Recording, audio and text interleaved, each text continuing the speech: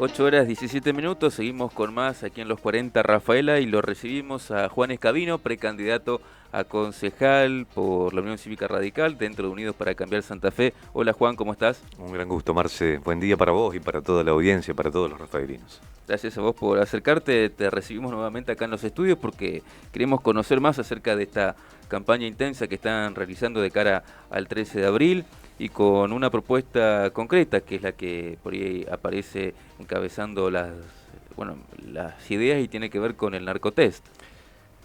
Me parece que en la anterior entrevista habíamos charlado de las iniciativas que uno tuviese en el caso de ser ungido concejal, si tenemos ese enorme privilegio.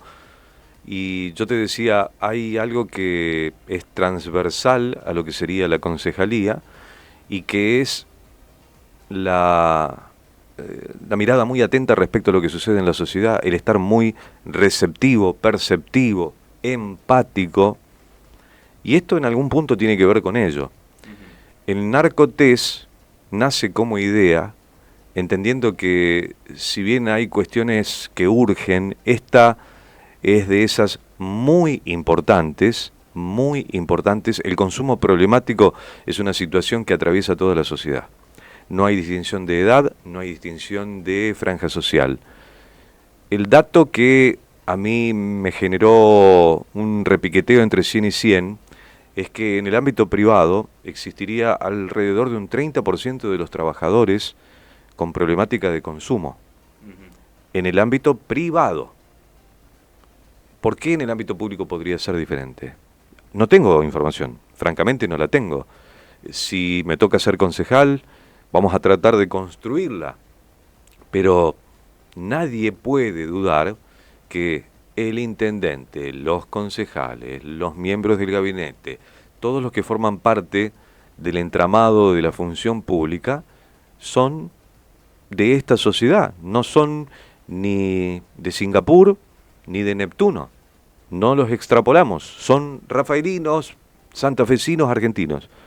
La sociedad argentina, te diría como todo el planeta, está atravesada por esta problemática.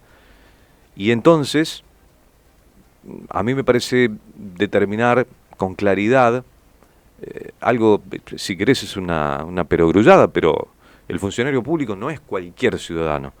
El funcionario público tiene responsabilidades de representación muy importantes y tiene que estar lúcido, tiene que estar íntegro, anímica, neurológica y mentalmente. Primero eso, tiene que estar con todas las aptitudes, con todas las aptitudes. En segundo lugar, otro de los considerandos, si querés, de este proyecto de ordenanza, en el caso de que lleguemos al Consejo, es la coherencia.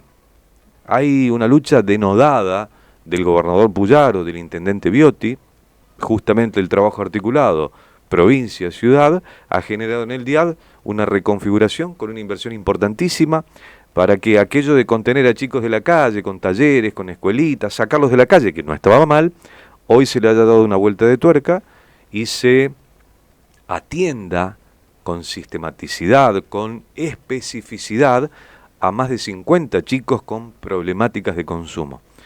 Y entonces el Estado tiene que ser coherente. Y por otra parte, funcionario público que consume, que le compra al mercado de la droga prohibida, del otro lado del mostrador está combatiéndola.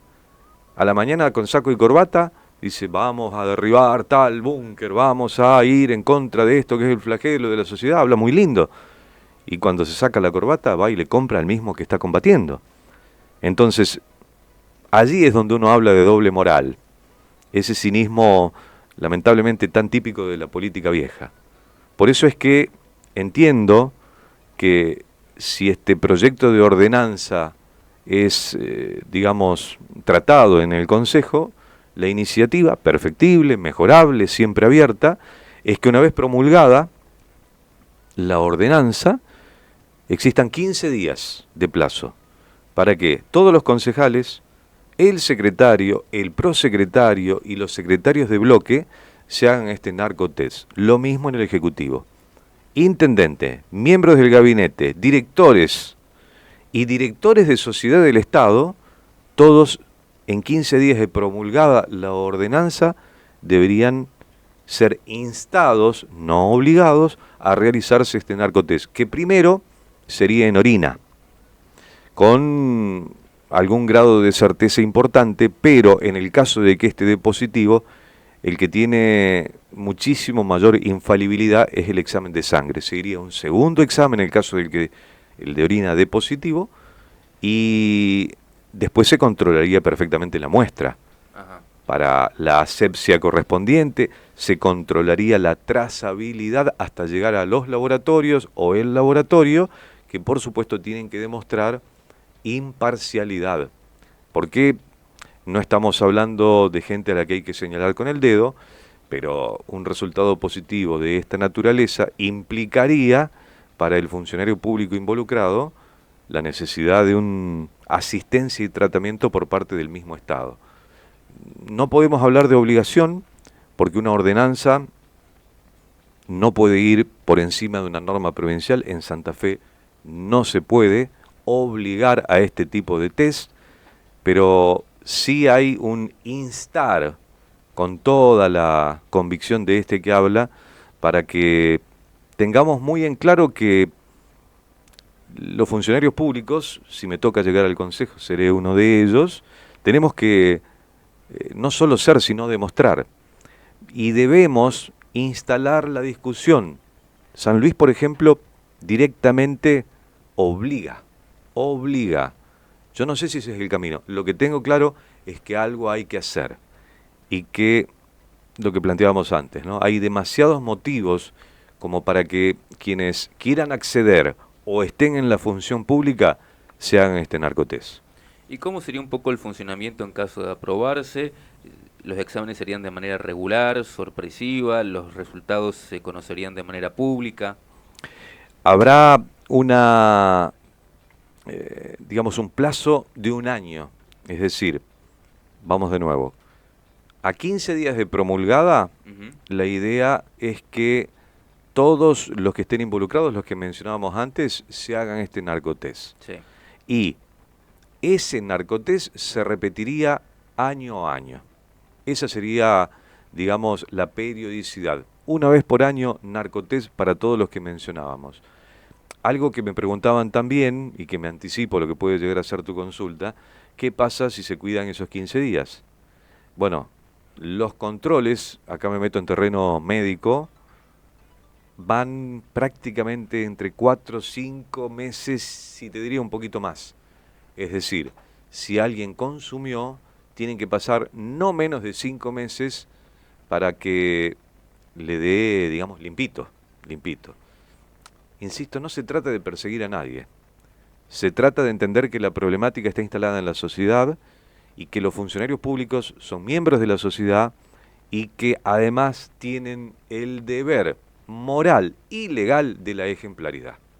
Y es importante lo que mencionás en la medida en que la droga, como su definición misma lo indica, modifica la conducta, modifica las facultades mentales. Hoy en día lamentablemente hay como una suerte de naturalización del consumo, está bastante extendido, incluso muchos tienen en el imaginario una visión positiva del consumo como si fuese algo terapéutico. Sabemos que las drogas se utilizan con fines terapéuticos, pero siempre y cuando esté debidamente prescrito por un profesional. Pero bueno, durante el último tiempo aparecieron también incluso otros modelos de abordaje como el de reducción de riesgo y daños, que busca acompañar o entender que hay un derecho también al placer y al uso recreativo de sustancias.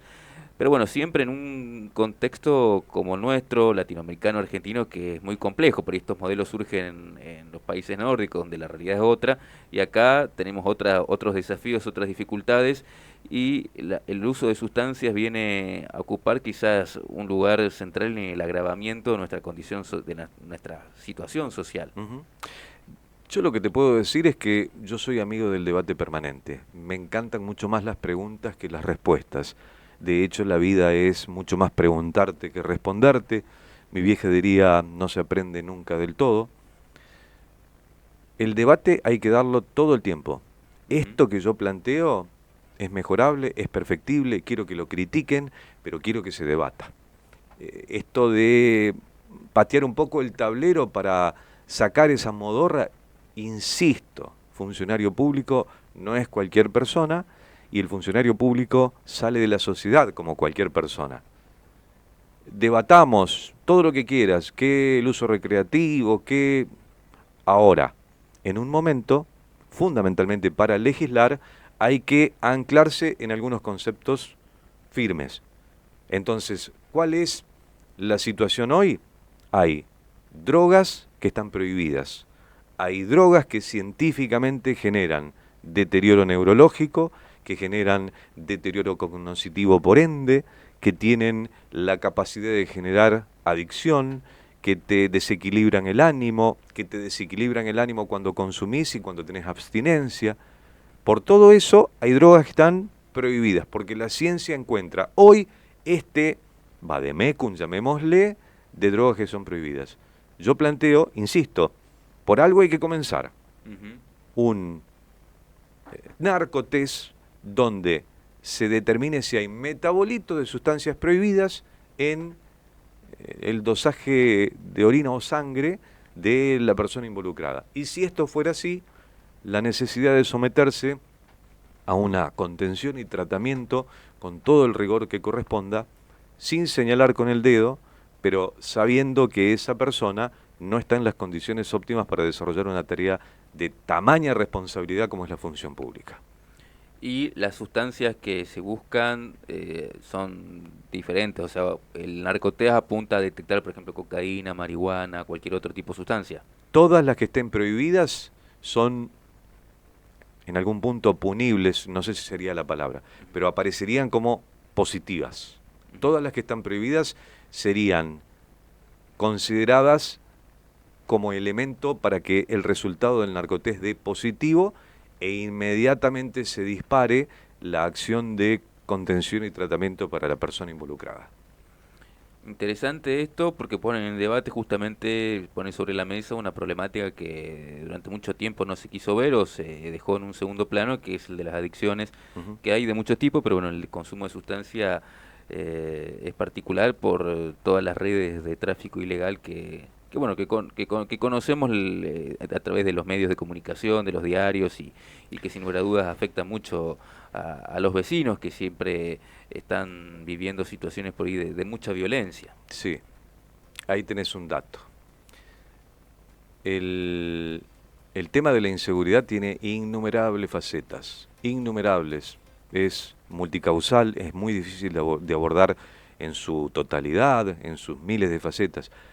Lo que también tiene una demostración científica en los últimos tiempos es que muchísimo del delito que ocurre en el planeta, en la Argentina, en la provincia y en la ciudad, está vinculado con la necesidad de consumo urgente. Y te agrego otro dato, el nivel de violencia increciendo del delito también está relacionado a veces con el estar bajo los efectos o el estar bajo los efectos de la abstinencia también. Es decir, cualquiera de los dos lados son complicados. Para mí hay dos preguntas fundamentales. ¿Cómo tiene que ser el funcionario público? ¿Qué características tiene que tener el funcionario público? ¿Está en una nube, en una burbuja, impermeabilizado ante las problemáticas de la sociedad? ¿O es uno más?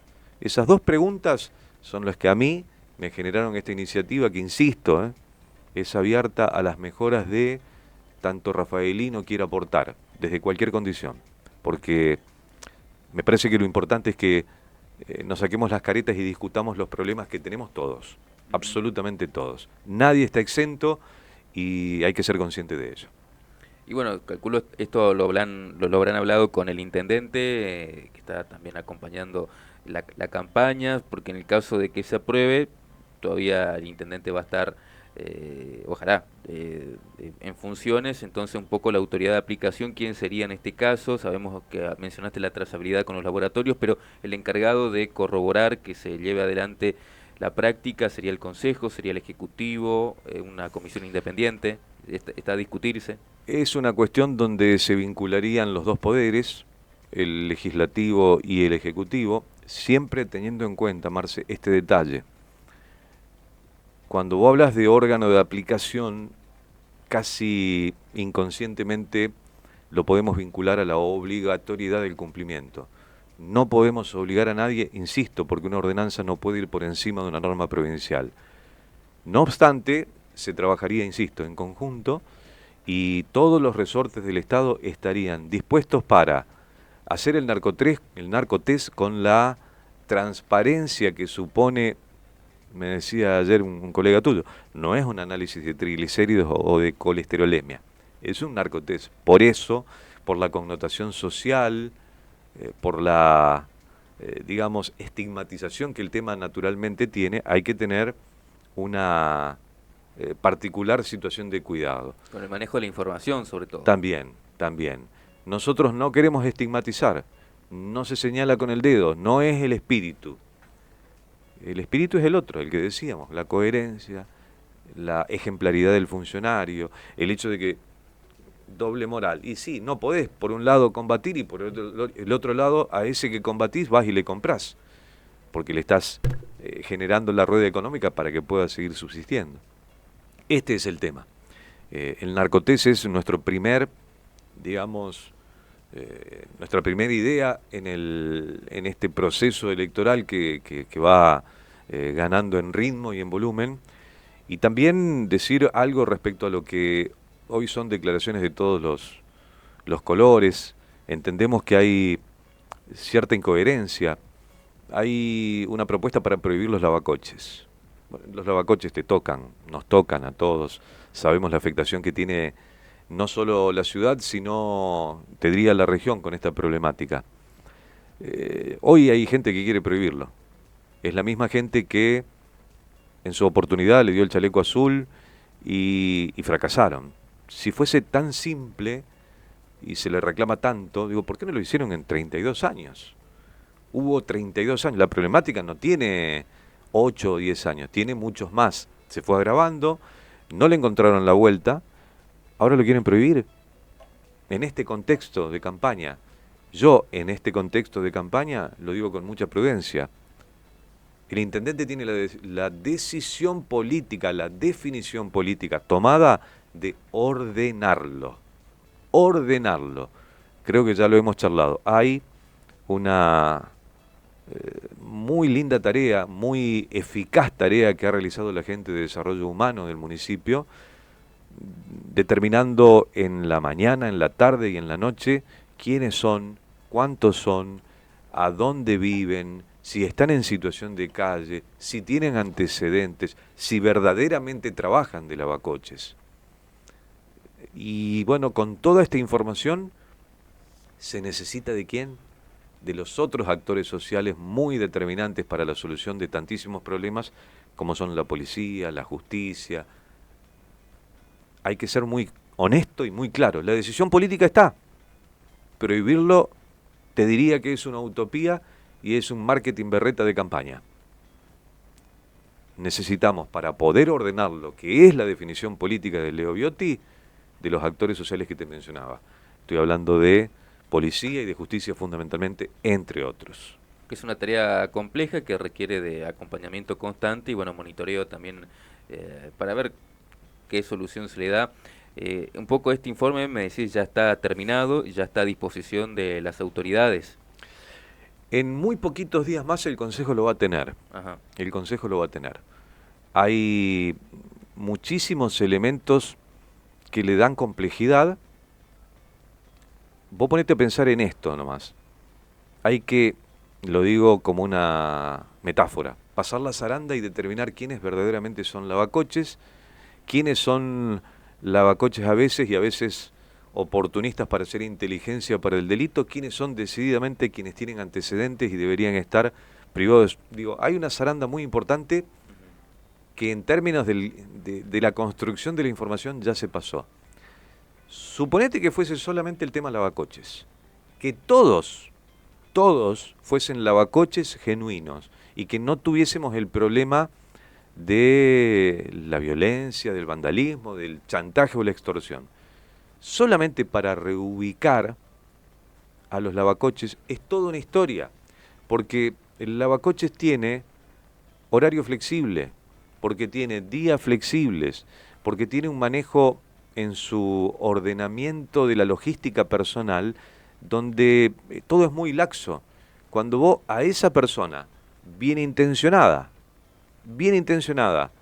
la querés insertar en el mercado laboral, te encontrás con severas dificultades. No casualmente, aquello de los chalecos azules solo dejó 2 trabajando formalmente.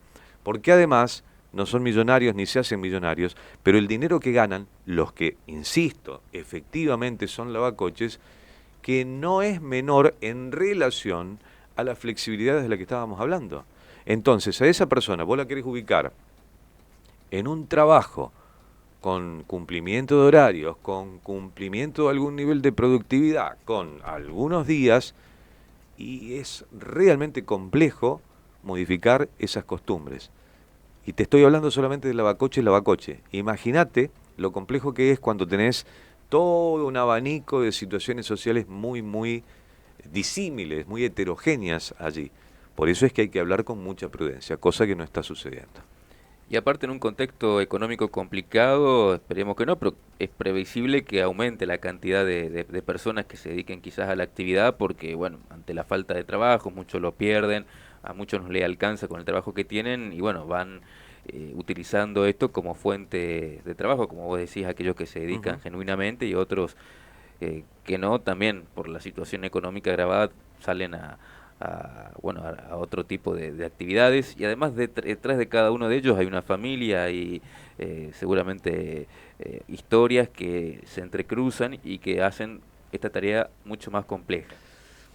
Lo hemos charlado y das pie para reiterar algunas cosas. Marce, el 2024, si vos recordás a esta altura, comienzos de marzo, el nivel de inflación fue casi hiper. Todo eso no es gratis. Eso es para entender muchas cosas que sucedieron el año pasado y también, si querés, podés encontrar responsabilidades hacia atrás, porque las decisiones que tomó el gobierno nacional desde diciembre del 2023 en adelante tienen que ver con cómo recibieron el país y tienen que ver con decisiones de un Sergio Massa, que fue ministro de Economía, pero fue presidente del último semestre de Alberto Fernández, un Sergio Massa que fue apoyado taxativamente por el sector que hoy está diciendo, oye, pero en un año, no fue un año tan simple, en el contexto nacional, con todo lo que estamos diciendo, y en el contexto local es el año donde se construyó toda la información para que de aquí en adelante, desde el segundo al cuarto, digo, quedan 3 años de gestión de Leo Biotti, se le dé toda una dinámica muy diferente de la que ya tuvo y que construyó tantas cosas tan importantes. En términos de lo que es esas cosas que se dicen y que están en un marco de campaña, a mí me parece también muy importante destacar que hay declaraciones imprudentes cuando se habla de, los microcréditos. Se entregaron muy pocos en el 2024, en el primer año de gestión de Biotti. Se entregaron muy poco.